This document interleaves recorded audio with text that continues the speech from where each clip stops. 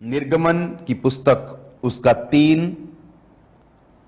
उसकी 7 आयत में देखेंगे। फिर यहोवा ने कहा, मैंने अपनी प्रजा के लोग जो मिस्र में हैं उनके दुख को निश्चय देखा है, और उनकी जो चिल्लाहट परिश्रम कराने वालों के कारण होती है उसको भी मैंने सुना है, और उनकी पीड़ा पर मैंने चित्त लगाया है। अब परमेश्वर ने क्या कहा? परमेश्वर ने कहा कि अब मैंने उनकी चिल्लाहट को जो परिश्रम कराने वालों के कारण होती है। इमेजिन करो, इजरायली कौम परमेश्वर को इतना भूल चुकी थी कि उन्हें यह प्रोफेटिकली मालूम था कि अब्राहम को परमेश्वर ने कहा था कि 400 वर्ष के बाद मैं उन्हें कनान देश में ले जाऊंगा। उन्हें यह मालूम था कि वो जहां गोशेन में रह रहे हैं कि उन्हें उनकी फाइनल डेस्टिनेशन नहीं है, यह परमेश्वर का मास्टर प्लान नहीं है। जिस तरह आप अमेरिका जा रहे हैं तो आप कई बार आपकी फ्लाइट लंदन होके जाती है, यूके होके जाती है, तो वो आपका फाइनल डेस्टिनेशन नहीं है। आप वहां उतरे हैं 2-3 घंटे के लिए, उसके बाद आप आगे जाएंगे।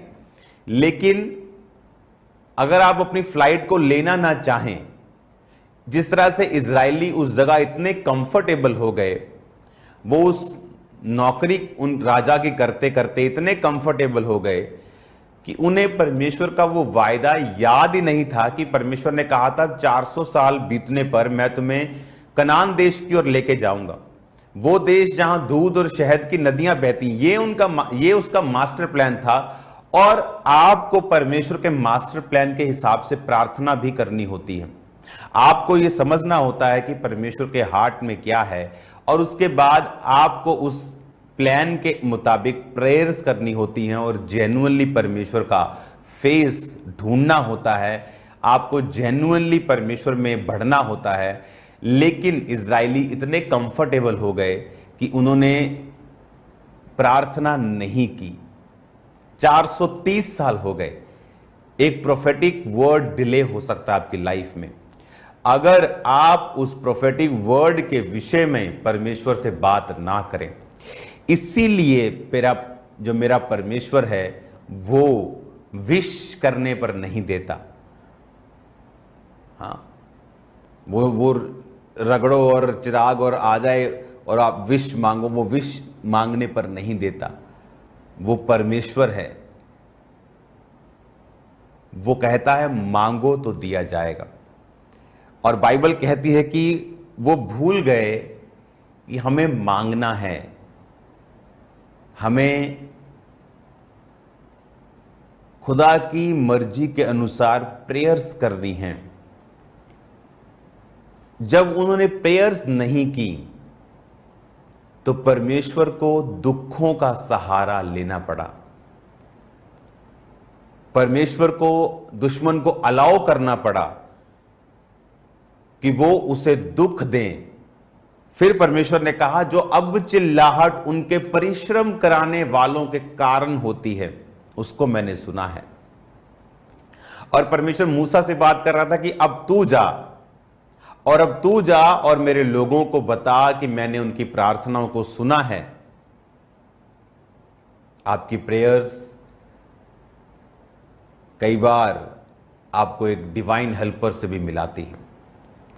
आप प्रेयर्स कर रहे हैं, कई बार परमेश्वर आपको एक अच्छी चर्च में भेज देता है। आप प्रेयर्स कर रहे होते, परमेश्वर आपको वो लोग जो उसके करीब हैं उनके साथ मिलाता है। वो सारा कुछ आपकी प्रेयर्स के कारण। और प्रेयर्स 2 रीति के साथ आप करते हैं। एक प्रोफेटिकली कि आपको मालूम है मांगो तो दिया जाएगा। आपको मालूम है कि शैतान, बाइबल कहती है, मौका ढूंढता है, उसको अवसर मिले किसको फाड़ खाए। आपको मालूम है तो आप प्रेयर्स करते हैं अपने बच्चों के लिए, अपनी फैमिली के लिए, अपने आप के लिए। लेकिन दूसरे लोग वो हैं जो खुद प्रार्थना नहीं करते। फिर परमेश्वर दुखों को उनकी जिंदगियों में अलाउ करता है कि वो जाएं, और उन दुखों के कारण फिर वो प्रेयर्स करते हैं। तो वो 30 साल के डिले में जब परमेश्वर ने देखा कि ये लोग तो हिलते ही नहीं, इन लोगों को तो मेरे वचन की परवाह नहीं, और ये इनका बेस्ट प्लेस नहीं है जो मैंने इनके लिए चुना है, तो बाइबल कहती वो उनको दुख देने लगे। हालेलुया। तो कई दुख परमेश्वर की ओर से नहीं है, वो नतीजा है प्रेयरलेस लाइफ का, वो नतीजा है कुछ मेहनत। एक मेहनत होती है, एक होता है सफरिंग्स, कुछ हार्ड वर्क कई बार परमेश्वर की ओर से नहीं है। वो नतीजा है एब्सेंस का प्रेयर लाइफ की। वो हार्ड वर्क एक नतीजा है परमेश्वर के वचन, उसके प्रोफेटिक वर्ड्स, उसकी इच्छाओं को ना देखकर संसार में गुमे रहने का, अपने काम में बिजी रहने का। यह नतीजा है प्रेयरलेस रहने का और परमेश्वर की योजना को ना समझने का, कि जो कुछ परमेश्वर ने आपको करने के लिए बोला है उसमें फेल हो जाना। तो अब जब वो भूल गए कि परमेश्वर ने कहा था 400 वर्ष बीतने पर मैं इन्हें ले जाऊंगा, अब उन्हें वो याद आया और वो प्रेयर्स करने लगे और परमेश्वर की दुहाई देने लगे। और जब परमेश्वर की दुहाई देने लगे तो परमेश्वर ने मूसा को, जो 40 साल से मिधान देश में रह रहा था, इसके बारे में हम कंटिन्यू बात करेंगे। मेरा विश्वास है आज आप ब्लेस हैं, मेरा विश्वास है आज से आप प्रेयर स्टार्ट करेंगे, परमेश्वर पे सब कुछ नहीं छोड़ेंगे और आप सेम नहीं होंगे।